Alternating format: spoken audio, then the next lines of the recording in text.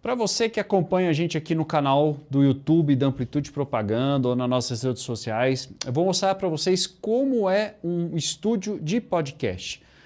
Que equipamentos que a gente usa, qual a finalidade de cada um, se de repente você aí está querendo montar um estúdio de podcast, tem sempre essa curiosidade, essa dúvida, né? É claro que cada um cria, né, o estúdio de acordo com a sua possibilidade, com a sua preferência sobre equipamentos também, né? Nunca tem um melhor, tem sempre aquele que a gente se dá mais certo, né? Que a gente sabe desenvolver melhor o trabalho na edição, a iluminação, enfim, tudo isso. Então são detalhes que para nós aqui no nosso estúdio está funcionando muito bem, a gente conseguiu alcançar um nível assim, muito legal, está produzindo material de muita qualidade e muita gente acaba perguntando, mas Guto, como é que é um estúdio de podcast?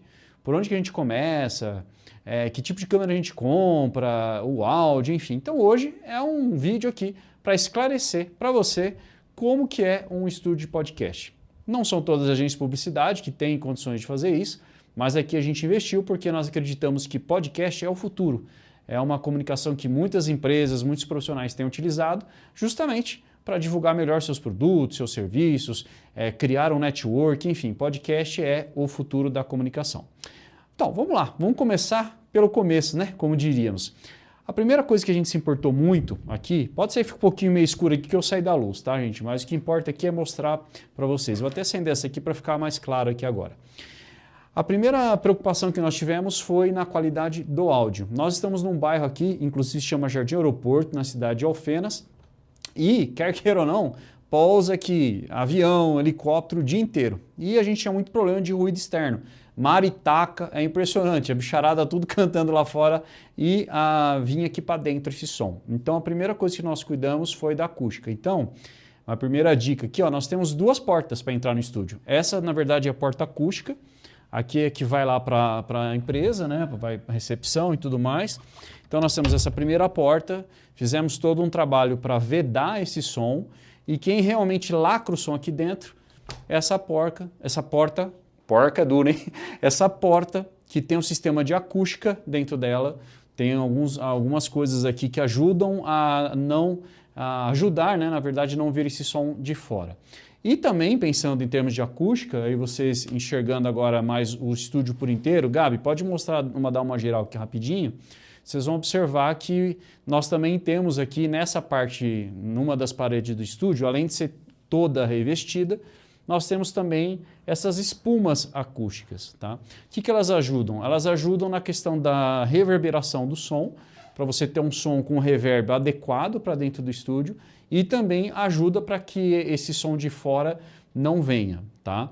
Na outra parede do estúdio, que fica para o lado de lá, também é todo revestido. A gente tem o mesmo revestimento das portas para que a gente consiga garantir um som de qualidade. Bom, falando em som, pode ir um pouquinho mais pertinho aqui, Gabs.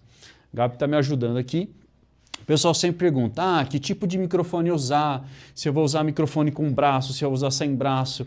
Gente, isso realmente é muito particular. Nós já testamos o microfone com o braço articulado e nós percebemos que para o dia a dia, para o tipo de cliente que grava aqui, isso não foi legal porque, primeiro, ele faz um desgaste na mesa e segundo, ele com o tempo ele vai laceando, ele vai afrouxando. Existem 100 microfones, suportes, né, no caso, que têm uma qualidade superior, são bem mais caros, mas também tem uma outra questão, ficava muito na frente do rosto das pessoas. Então, pode vir um pouquinho aqui, Gabi, a gente adotou um microfone de pedestal simples, tá? Isso facilitou, ele é um microfone um suporte que você consegue ter um controle de altura, né? Então, de acordo com a altura da pessoa que senta, a gente controla a altura do pedestal e também a direção, né? O ideal para o podcast é sempre que a pessoa fique pelo menos aqui a meio palmo, 1 palmo de distância do microfone, para a gente garantir uma captação lá na mesa. E dessa forma a gente achou que fica realmente mais prático também para quem está participando do podcast. O braço muitas vezes ele incomoda, as pessoas tinham dificuldade de posicionar, né? Esqueciam às vezes o braço longe, aí o áudio fica muito distante.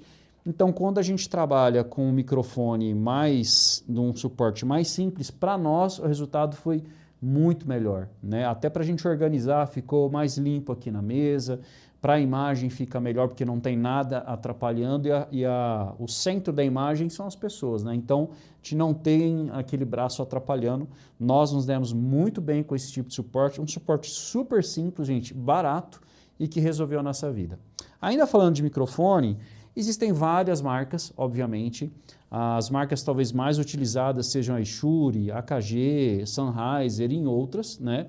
Nós adotamos aqui a linha da AKG, que é uma linha intermediária, tá? Que realmente traz um som de muita qualidade. São microfones condensadores com cápsulas onde tem um local específico para fazer essa captação de áudio. É um microfone profissional, então nossos microfones aqui, nós trabalhamos com até 4, né? São microfones AKGs que você tem controle aqui de volume, você tem também a possibilidade de dar ou tirar o ganho, né? Então é um microfone específico próprio para podcast. Toda a nossa parte de cabeamento de áudio é no cabo Canon, ou também conhecido como XLR, e isso permite que a gente tenha um cabo grande, né? De boa extensão e que mantenha a qualidade do áudio. Gente, pode parecer besteira que eu vou falar agora, mas a cadeira faz toda a diferença. Essas cadeiras que a gente está utilizando, que é o estilo presidente, nós já tivemos pelo menos, acho que uns, né, Gabi? Acho que uns 3 clientes que vieram aqui, sentaram e falaram, eu quero lá para o meu escritório, eu quero lá advogado, enfim, a galera que grava. Então, assim, é uma cadeira realmente de qualidade, em couro, né, o que dá uma durabilidade maior. É uma cadeira um pouco alta, tá? Às vezes tem uns baixinhos que ficam aqui com o pé balançando, mas ela te dá um pouco mais de estrutura. E tem podcasts, nós já fizemos podcast aqui, demoraram 3, 4 horas. Então, se você tem uma cadeira com uma baixa resistência, uma qualidade de espuma muito ruim, depois de 1 hora e meia, suas costas começam a doer, o convidado começa a ficar incomodado. Nós começamos com cadeiras mais simples, mas depois entendemos que foi importante investir numa cadeira de qualidade, então uma cadeira com mola, uma poltrona praticamente, né, com mola toda revestida, com espuma no assento, espuma no encosto e também tem uma durabilidade muito maior, controle de altura, controle de encosto, enfim. Então, se você puder, invista bastante nisso, porque é conforto para quem está trabalhando. Às vezes as pessoas passam o dia sentado dentro de um estúdio, então é muito importante você ter essa qualidade e esse conforto, tá, quando você estiver gravando. Bom, falando um pouquinho sobre câmeras, aqui a conversa é mais complicada, sabe por quê? Porque é uma discussão, vamos para a luz aqui, Gabi, que vai ficar melhor para você conseguir me gravar. Por que é complicado? Aqui não existe o equipamento, como eu sempre disse, correto ou melhor. Isso aqui é uma questão de adaptação, uma questão de testes e também uma questão de a finalidade, né? E também o poder aquisitivo, obviamente.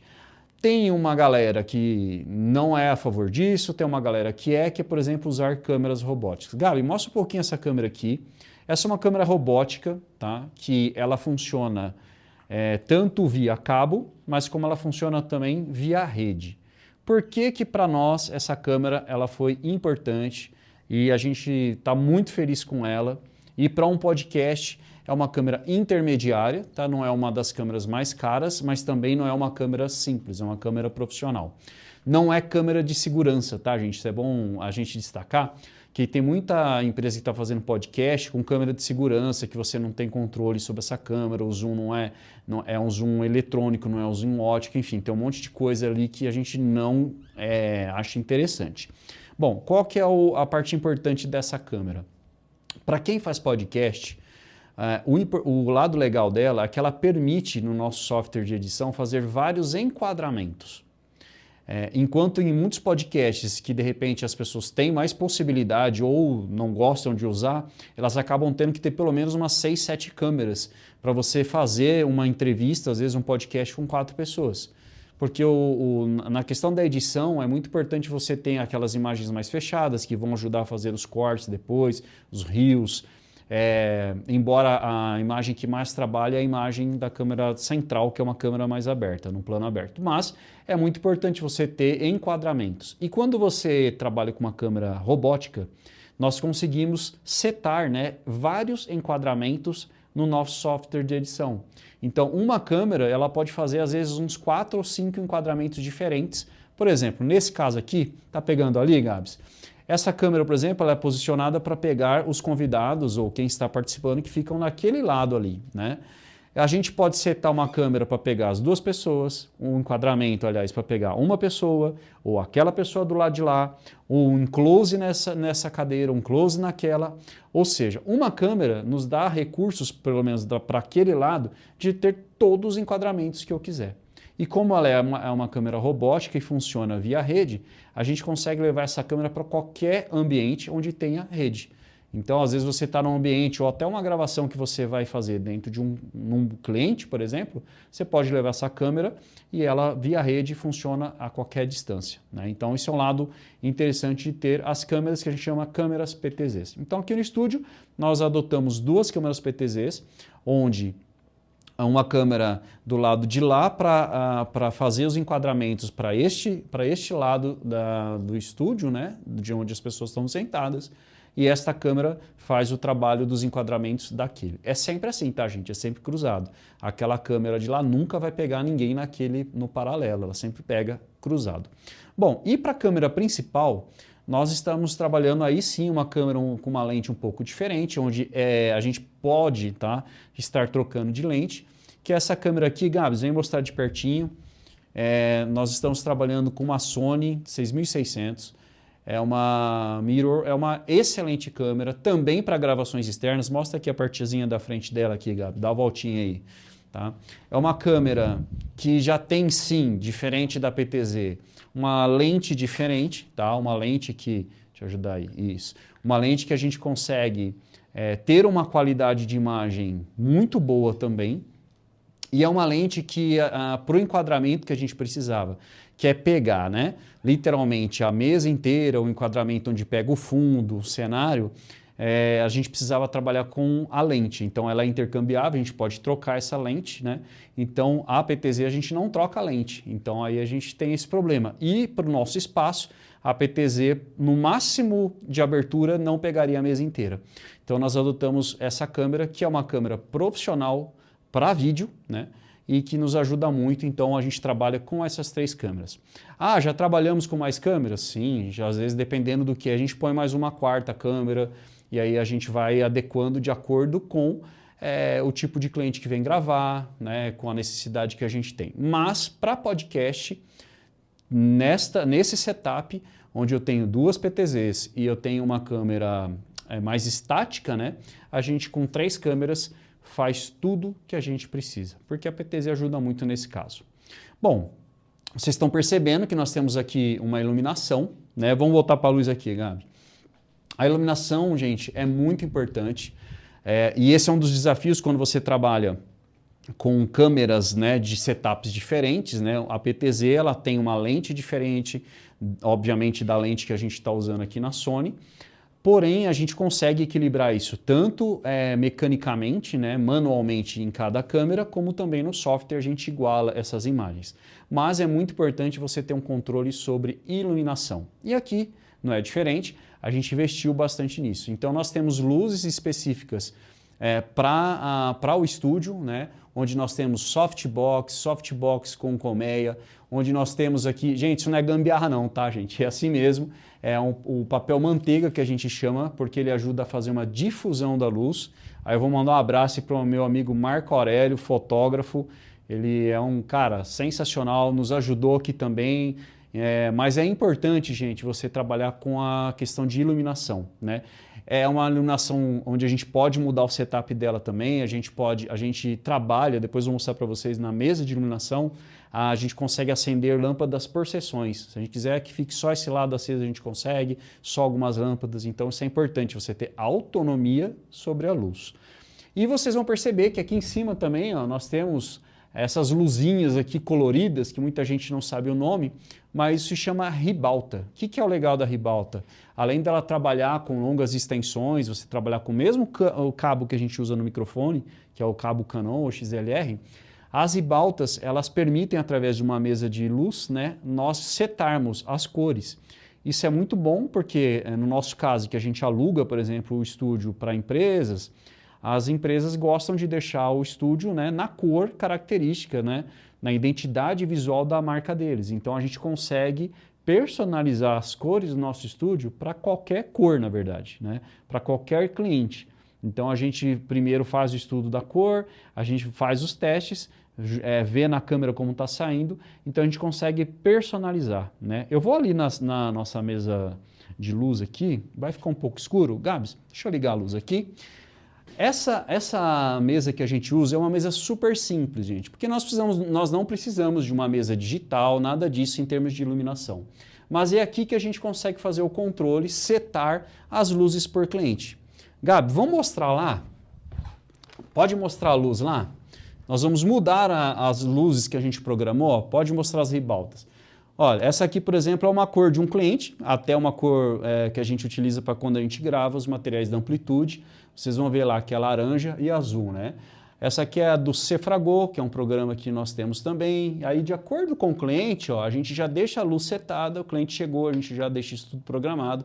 E esse é o legal da ribalta, né? E de ter uma mesa de luz, porque a gente consegue configurar a luz de acordo com o cliente, ribalta por ribalta, né? Então, gente, isso é uma mesinha, uma DMX 512, é baratinha, mas ela te entrega um resultado muito legal, né? E quando eu falei que nós também temos um controle aqui sobre cada LED, né, a luz branca no caso, é que cada uma desses botões aqui a gente consegue acionar as lâmpadas. Vamos mostrar ali também, Gabi. Isso é legal para dar autonomia, para a gente controlar essa intensidade da luz, né? Então, olha, a gente consegue, vocês vão perceber lá no meio, vou mais para o fim que aqui vai fazer mais diferença, ó. Tá vendo? Cada lâmpada a gente tem um controle dela, né? Com isso, a gente consegue personalizar a luz, a intensidade da luz, mas principalmente a gente consegue garantir, né, a luz perfeita para a gente estar fazendo uma gravação, uma transmissão. Bom, vamos para a parte de som de novo. A gente falou um pouco de microfone, mas como a gente está para esse lado do estúdio, é importante a gente falar também um pouquinho da qualidade do áudio, né? O áudio é imprescindível. Muitas vezes no podcast, até o áudio às vezes é até mais importante que a imagem, porque muita gente fica ouvindo o podcast, né? Tá no trabalho, alguma coisa, andando numa esteira na academia e muitas vezes não está conseguindo ver. Então ela põe fone de ouvido e vai ouvindo podcast, né? Então nesse caso aqui nós trabalhamos com uma mesa digital. Ah, Guto, qual que é a diferença? A mesa digital ela permite, né, recursos que uma mesa analógica você não conseguiria. Que é a questão de trabalhar com efeitos, com gate, você deixar a voz não estourar, que numa mesa manual dificilmente nós conseguiríamos esse resultado. Então, nós preferimos trabalhar com uma mesa digital justamente para a gente garantir, né, essa qualidade do áudio, o resultado final, a gente conseguir ter isso. Então, o áudio digital, ele garante para a gente também uma qualidade melhor na hora de fazer a edição. A gente pode gravar aqui por vozes separadas, a gente consegue mixar a voz, consegue deixar programada os microfones para cada cliente que vem. Então a gente salva essa cena, né? Na mesa manual isso nem existe. Então quando vem o cliente A, são 2 entrevistadores, a gente já seta esse microfone, toda a configuração, às vezes uma pessoa que fala mais alto, uma pessoa que fala mais baixo, a gente já salva todo o menu aqui por cliente, chega, abre aquele cliente e a gente já tem todo aquele áudio configurado, né? Então, gente, isso faz muita diferença. Claro, nem todo mundo pode ter uma mesa digital, a mesa analógica também pode ser muito útil, mas a digital te dá esses recursos e garante uma qualidade. Indo aqui um pouquinho ainda falando de áudio, essa captação, gente, do áudio digital, veja bem, eu tenho que converter um áudio digital, no caso, né, via cabo, e eu tenho que mandar isso para um computador, né, para a mesa de edição. Então nós trabalhamos aqui com um equipamento que se chama uma placa de captura de áudio. Gabi, vamos vir para cá, vamos ver se você consegue pegar. Essa placa de captura tem várias marcas no mercado, nós gostamos muito dessa placa que é da Behringer, tá? Essa placa aqui, ela permite para a gente converter o sinal de áudio em sinal digital, certo? Ela entra via USB na máquina, que vai fazer a edição, como um sinal digital de áudio, né? Como se você estivesse colocando aquele ladinho do microfone ali para você gravar. Então, essa placa é importante para fazer justamente a captura do áudio e jogar isso para a mesa de edição. Nós temos também aqui, Gabi, vamos ver se dá para mostrar, que está um pouquinho mais escuro. Acho que vem por aqui, ó. Nós temos também uma placa de captura de vídeo, tá? Às vezes a gente precisa dar entradas em mais câmeras ou a entrada no notebook que precisa mostrar ali na transmissão. Então a gente usa a Atem Mini Pro, que é uma placa de captura de vídeo, né, que converte também essa parte de vídeo para o computador. E já que estamos falando de computador, a gente vai mais ou menos encerrando por aqui, que isso é muito legal, é um software que nós utilizamos. Guto, como é que faz os cortes de imagens, né? Porque, gente, um podcast, veja bem, o podcast ele é editado de que maneira? Eu vou lá, gravo tudo, depois alguém fica editando. Não, isso é inviável, tá? Não tem nem como fazer isso. Então, como que a gente trabalha? A gente faz a edição que a gente chama de edição inline, real time, é na hora. Então, enquanto está rolando o podcast, a gente tem aqui um operador que fica aqui fazendo os cortes, né? E esses cortes já é a edição, né? Praticamente. Depois, sim, que a gente vai fazer a edição de reels, né? Os cortes e tudo mais. Mas a transição de câmeras já é feita na hora, através de um software. Nós usamos aqui uma máquina super potente ali que faz a gravação e a gente roda o software que faz essa edição, né, das imagens. Então, é muito importante que a gente tenha também um profissional aqui que faz esse corte, né, que tenha a pegada de fazer podcast, porque o podcast ele tem um time para você poder fazer os cortes, né? Com a prática, obviamente, esse profissional ele já praticamente se torna um editor daquele podcast na hora, né? Ainda mais quando é, por exemplo, uma transmissão ao vivo. Então, é muito importante a gente ter esse conhecimento e ter um equipamento que permita para a gente não ter falhas, que a gente sempre dá manutenção para que você possa vir e produzir aquele programa com qualidade. E para fechar, gente, como todo podcast, a gente tem, obviamente, ali uma TV, né? Essa TV, ela vale destacar por que tem uma TV, né? Principalmente porque ali onde a gente coloca as logomarcas dos clientes, dos apoiadores, dos patrocinadores de programas. Então a TV é muito importante e por que tem uma TV ali posicionada daquele jeito? Porque, gente, num podcast, 80%, 85% da imagem a gente chama de plano aberto. É a imagem daquela câmera que eu mostrei para vocês do meio, né? Então, quando vocês estão assistindo o podcast, vocês podem ver que o maior tempo em que fica a imagem, ou pelo menos a imagem que mais faz transição, é a câmera onde pega todo mundo que está ali na mesa, né? Então, tem uma pessoa falando aqui, aí beleza, quando o assunto começa a ser respondido, por exemplo, uma pergunta, aí você faz o corte para uma imagem mais fechada, mas logo abre para essa câmera do meio, que é essa, e depois fecha em alguém que vai fazer a pergunta, por exemplo. Então, sempre para trocar entre uma PTZ e a outra, aqui, por exemplo, a gente passa pela câmera do meio, a imagem. Então, essa imagem é a que mais aparece, por isso que a TV fica ali, e é por isso que lá que se coloca as logomarcas e se coloca os apoiadores. Eu lembrei aqui também da cortina, viu, gente? A cortina é só modinha, tem gente que não faz com cortina. O legal da cortina, tá, é porque ele ajuda muito na acústica, na questão de visibilidade também, tá? É muito comum em podcast, então tem uma questão de estética, mas também ajuda na acústica. É impressionante. A gente já fez o teste aqui, tirou a cortina, a gente fala, o som vai reverberando para longe. Aqui não, ele consegue fechar um pouquinho e a gente garante uma qualidade de áudio, né? Então, gente, esse é o nosso estúdio de podcast. Se você tem dúvidas, se você quer saber um pouquinho mais sobre os equipamentos, está com dúvida de como montar um podcast, a gente pode te ajudar aí também, procure a gente. Como eu falei, não é toda agência de marketing que pode ter um podcast, né? Mas as agências que estão se estruturando, estão investindo nisso, porque é um diferencial. A gente, quando fecha um cliente, a gente também tem esse serviço, então o cliente, além de gravar vídeos, ele pode vir aqui e ter o podcast dele ou gravar um comercial, né? É um estúdio coringa, na verdade, a gente já gravou aqui comercial, treinamento, workshop, lançamento de produto, enfim, o estúdio é bom por isso, né? Mas se você aí quer montar um estúdio de podcast, esse é o nosso setup. Claro que a gente sempre tem coisas que vão falar, não, eu prefiro trabalhar com tal marca. Gente, a questão aqui não é essa. A questão é só mostrar para vocês que uma agência de publicidade que realmente se preocupa, né, em ter um serviço, né, para o cliente, Essa aqui fica a dica para você que quer montar um estúdio podcast, beleza? Gostou? Então, comenta aí, esse é o nosso canal do YouTube, aqui a gente vai continuar trazendo bastante dicas de marketing, de vídeo, que hoje muita gente precisa, né?